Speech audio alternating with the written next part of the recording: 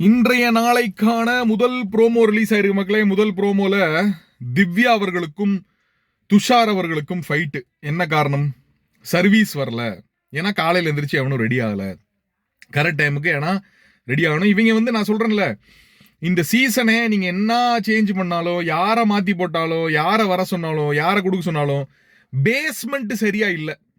முதல் நாள்ல இருந்து உள்ள கடைபிடிக்க வேண்டிய விஷயங்களை அவங்க கடைபிடிக்கல. அதனால சோம்பேறி மேல சோம்பேறியா இருக்காங்க. அவங்களால டைமுக்கு ஒரு விஷயத்த பண்ண முடியாது. பிக் பாஸ் கூப்பிட்டா வர முடியாது, கெஸ்ட் வந்தா பண்ண முடியாது, எதுவும் பண்ண முடியாது. ஸோ அந்த அளவுக்கு இது ஒரு வேலையா கூட பார்க்காம, அட்லீஸ்ட் ஒரு ஒர்க்குக்கு நம்ம போனா கூட நம்ம அதுக்கு வாங்குற காசுக்கு உண்மையா இருக்கணுமே அப்படிங்கிறது இவங்களுக்கு சுத்தமா கிடையாது மக்களே.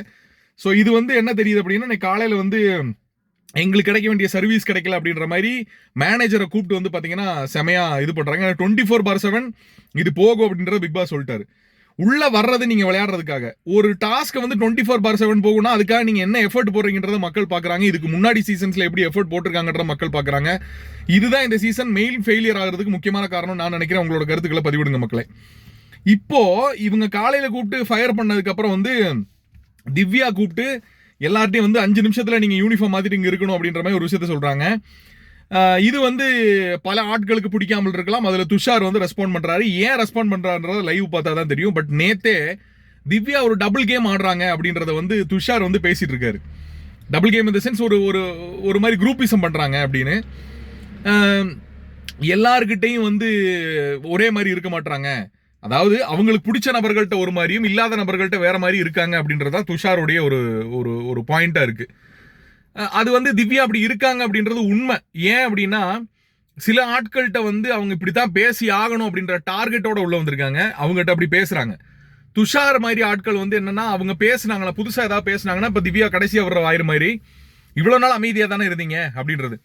ஏன்னா வெளியிருந்து பார்த்துட்டு வரும்போது ஒவ்வொருத்தர் மேல ஒவ்வொரு ஸ்டாம்பிங் இருக்கும். அந்த ஸ்டாம்பிங்கை யூஸ் பண்ணி கேம் விளையாடுறது திவ்யாவோட ஒரு விஷயமா இருக்கு. அது it is a part of கேமா இருக்கலாம். அது நெகட்டிவ்னு நம்ம சொல்ல முடியாது. உங்களோட கருத்துக்களை பதிவிடுங்க.